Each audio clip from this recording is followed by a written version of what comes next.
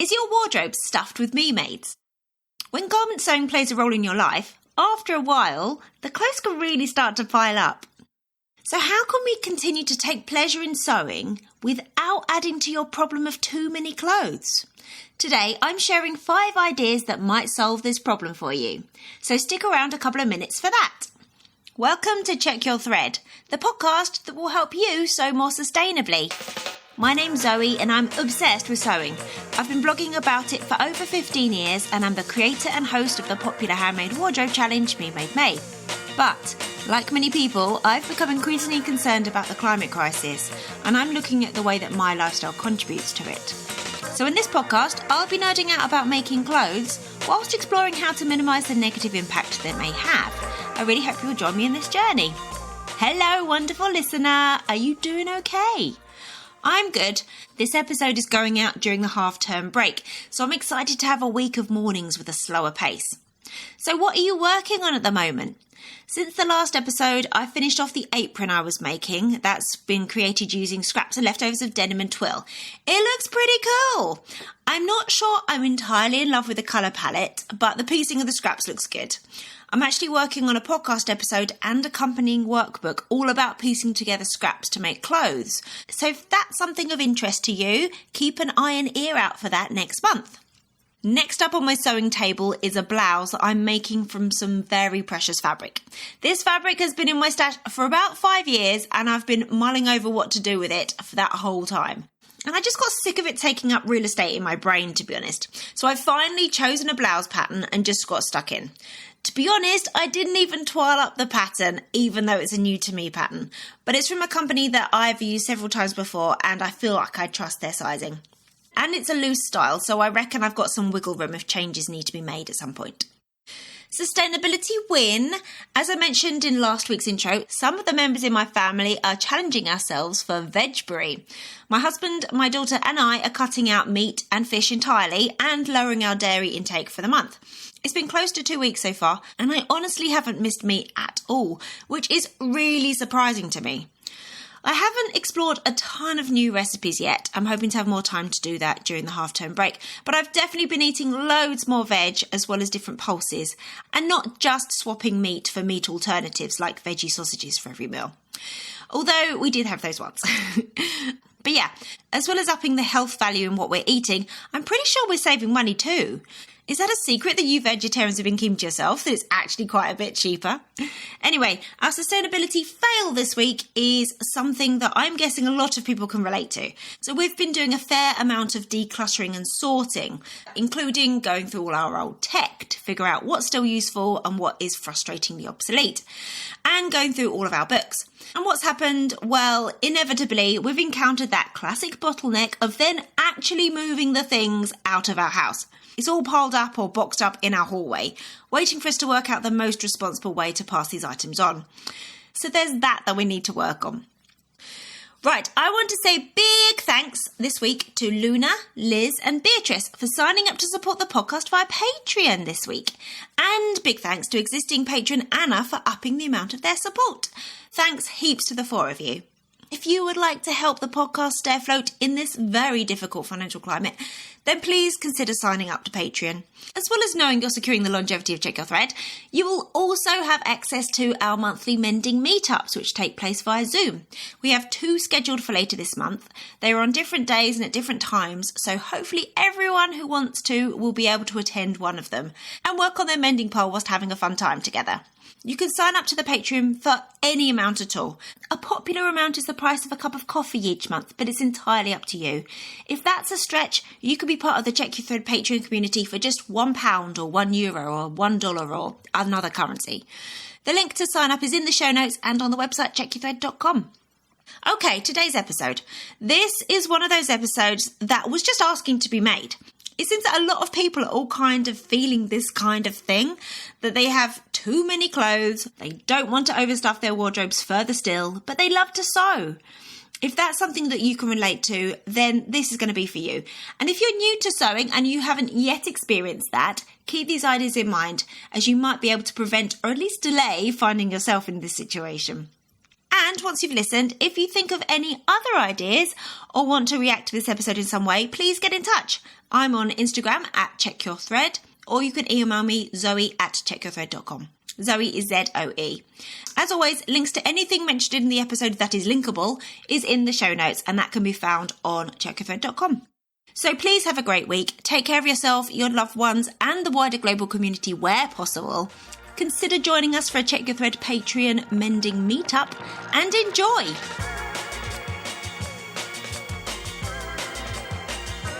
So why do you sew?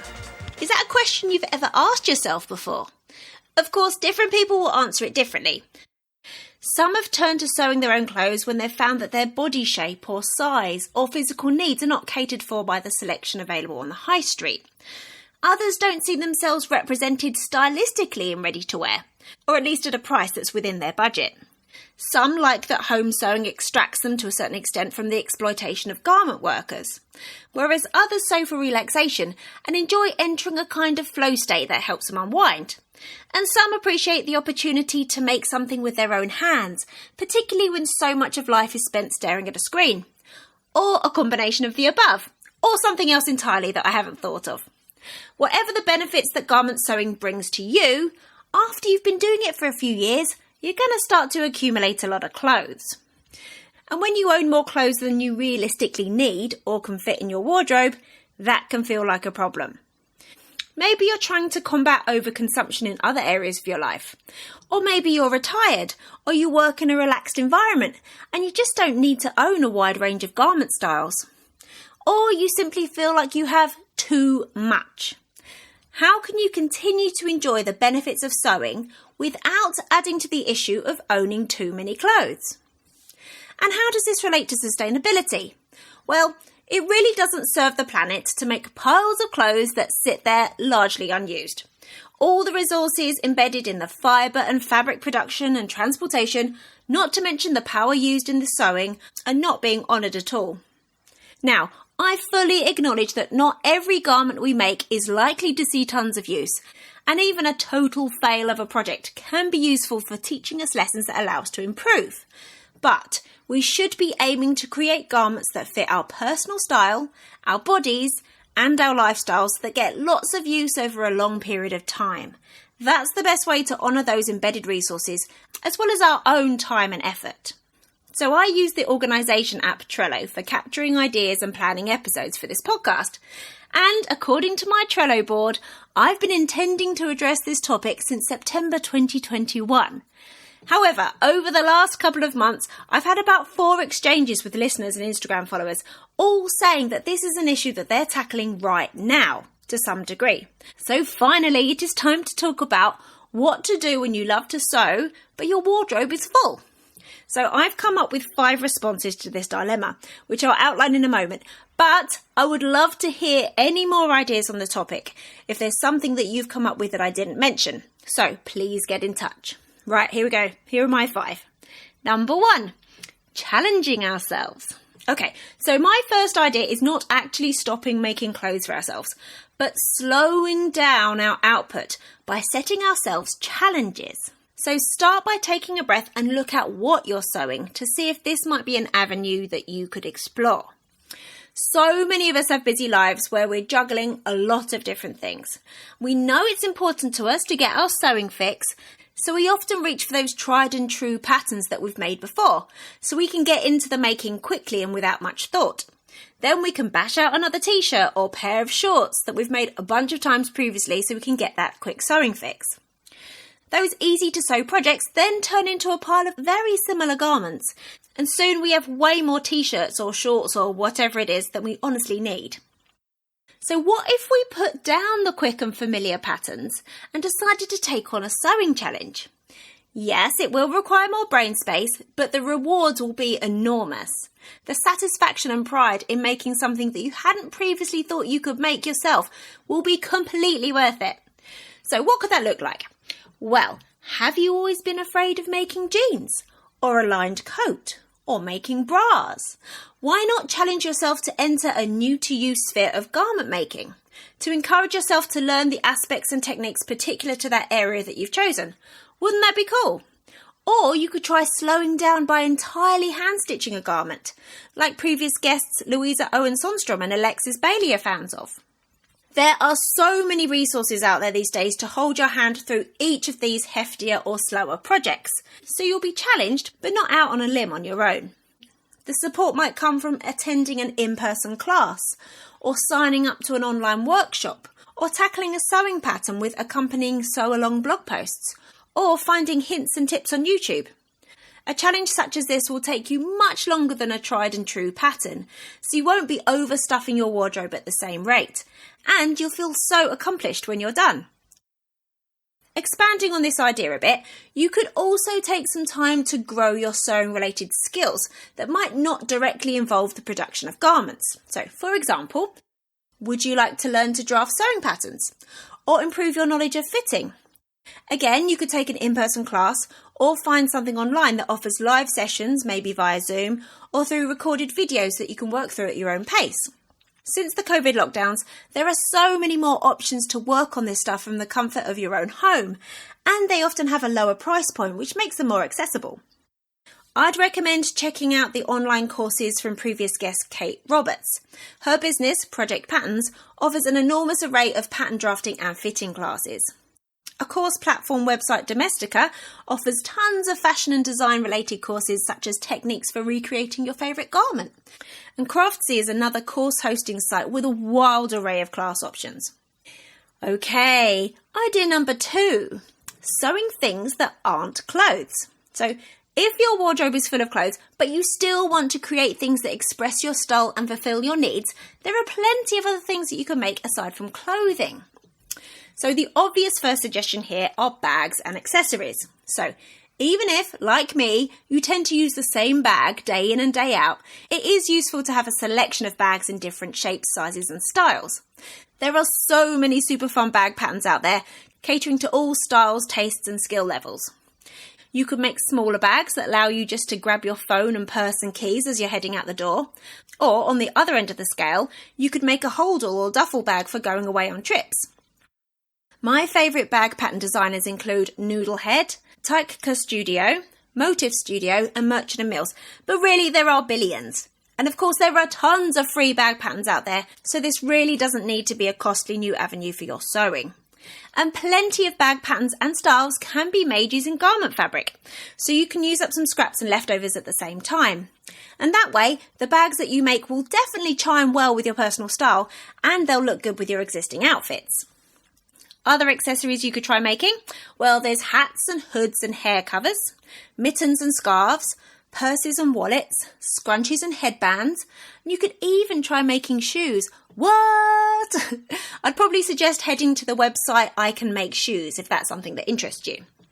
Another area of non-garment sewing is stuff for your home.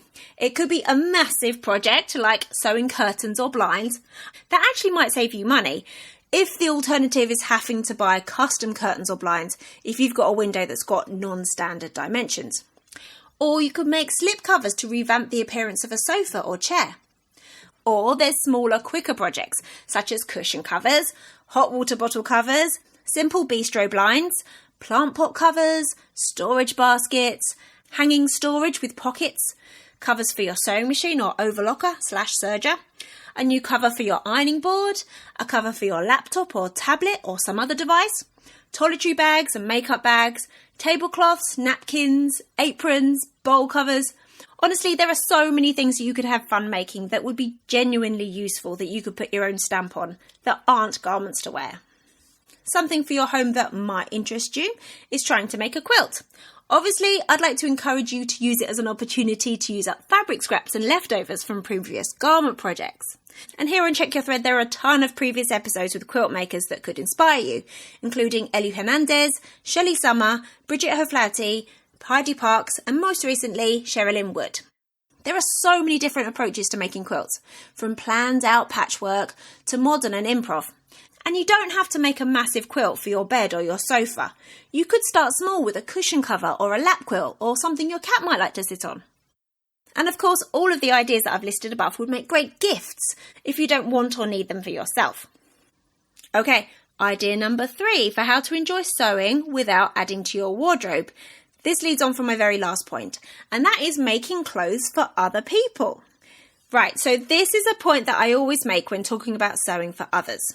You are under no obligation to use your sewing skills for the benefit of anyone else but yourself if you don't want to. And I also insist that sewers only use their time, energy and skills if the people they're sewing for have a track record of appreciating you, your time and handmade things. Or if you're thinking of sewing for a kid, make sure that the child's adult has a record of appreciating you, your time and handmade things. I relearnt that myself Christmas before last when I made a dress for a family member's child and was never thanked for my efforts. Anyway, plus consider the arrangement. If you're happy to make something for someone and it receive a genuine thank you, then awesome. However, have a word with yourself and be honest. Would you require compensation or possibly enter into some kind of exchange or skill swap? Just some things to consider there. But honestly, making clothes for other people who appreciate your efforts and then you get to see that person wearing and using that item, that can be so freaking satisfying. Like literally, it could just be a scrunchie that you make for a kid's birthday and then you later see it in their ponytail. Or it could be an apron that somebody then uses regularly whilst baking. Or a pair of PJ bottoms made from fabric with someone's favourite cartoon character printed on it. Or even a jacket in their preferred colour that fits them better than anything they've been able to find in a shop. It can feel so good to see your work out there in the world being used by people that you care about or have a connection with. Obviously, it's going to be easier to make clothes and other items for people that you live with or see regularly in real life. You'll have a better idea of their needs and style and preferences, and, crucially, you'll be able to take accurate measurements before you start, and even have midway fit sessions as needed. As fun as it can be to surprise someone, getting them on board about the project from the very beginning and getting them to make key decisions along the way is going to up the chances of the finished item being loved and worn regularly. Even those people that you think you know really well, a partner or your child perhaps, they can give you an entirely unexpected answer when given the choice of fabric or buttons, for example. So think about who you know who you'd be happy to make for, and then give them a choice of things that you'd be happy to sew for them. You don't want to end up stewing in resentment because you offered to make them a garment and they immediately leapt at the chance to get you to make them a new coat, when what you had in mind was actually a t-shirt or pair of simple joggers. And sewing for kids. Even if you don't live with them, or possibly because you don't live with them, sewing for kids can be a huge source of fun. You can go for colours and styles and prints that you possibly wouldn't wear yourself, or you can often squeeze kids' items out of leftovers that you already own, which is so pleasing. And smaller things are always cute. 2 important things to consider if you're new to sewing clothes for kids. One is taking accurate measurements is important. You can combine sizes with kids' patterns just like you can with adult patterns. So if the kid in question is a size 6 in width on a size chart, but they're the height of an average 8-year-old, you can tailor that pattern to fit their unique proportions. The other thing that might sound obvious but bears mentioning, remember that the kid probably won't fit in the item for longer than a year or 2. So factor that into how much time and financial investment you put into the project. And kids can be annoyingly picky when it comes to their clothes, even if you got them on board with the decisions. So try not to pin your enjoyment of the project entirely on if the item gets lots of use. Okay, idea number 4, sewing for charity. So this leads on from sewing for others. However, the main difference is that you probably don't know or won't ever meet the recipient of what you've made. Once again, I don't want anyone to feel that they have to use their sewing skills, time or energy or fabric making anything for anyone else if they don't want to. However, if you're feeling frustrated or overwhelmed or just downright despairing about the state of the world, using your sewing skills to improve the life of people suffering or to raise money for a cause that you're passionate about can be a really good antidote to those feelings. Doing something practical rather than sitting feeling helpless to enact change is so positive for mental health, and you might really change someone's life. So, I actually want to do a whole episode on sewing for charity at some point, but I don't want to leave you hanging if you're looking for ideas. There are some charities and organisations that are already set up to receive and then redistribute or sell sewn items. These will then hopefully benefit the lives of people directly or raise much needed funds. So off the top of my head, there's the Pasha Mama Project and Days for Girls. Both of these charities are fighting to end period poverty, and you can make reusable menstrual pads for them. Plus there's Boomerang Bags. Their goal is to fight plastic pollution by making and distributing reusable tote bags. And Little Dresses for Girls is a Christian organisation that distributes dresses made from pillowcases, plus some items for boys, for kids that are predominantly in Africa who are in need of clothing. I would also suggest contacting any local organisations that support refugees that might be currently living in your community, or women's refugees, or homeless shelters, or animal rescue shelters, and ask if there are any sewn items that they have an active need for. Okay, my last idea for enjoying your sewing without padding out your wardrobe further, number 5, is mending. So hopefully you're already using your skills and equipment to keep the items you own in good condition for as long as possible. However, I would really like to encourage you, if you don't already, to start embracing mending as a creative outlet in and of itself.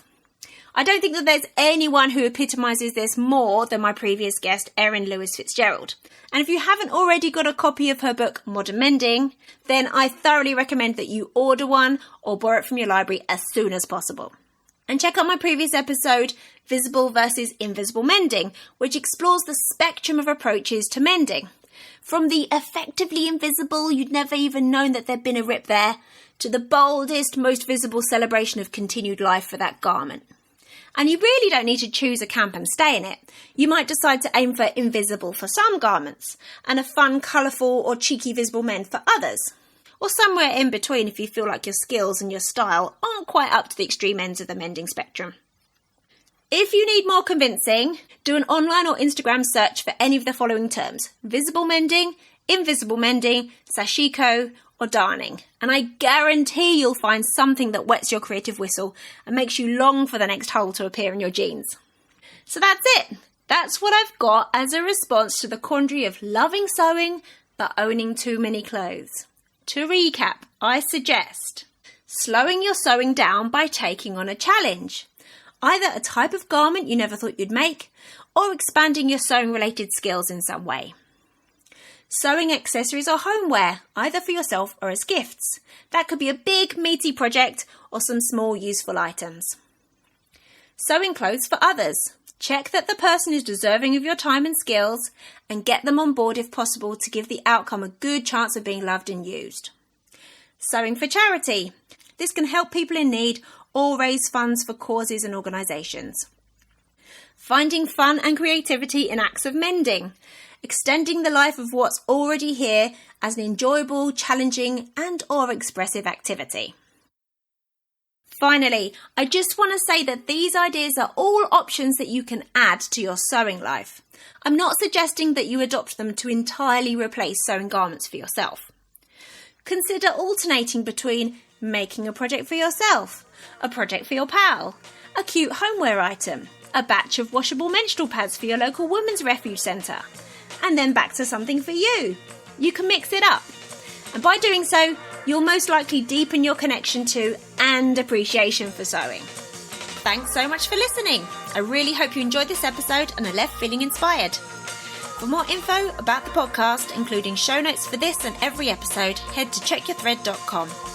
I'd love to hear from you, so if you have any comments, questions or ideas for future episodes, please get in touch by emailing zoe@checkyourthread.com or find me on Instagram @checkyourthread. Massive thanks to Patrick Potter for production support, to Sylvia Seller for the awesome logo design, and to Simon at Palm Skin Productions for the music. This ad-free podcast would not be possible without listener support, so if you feel you are able, please consider signing up to the Check Your Thread Patreon. For the equivalent of buying me a coffee each month, you'll be making it possible to continue producing regular episodes. Links can be found in the show notes and on the website checkyourthread.com. I hope you'll listen again next week. Until then, take care. Bye!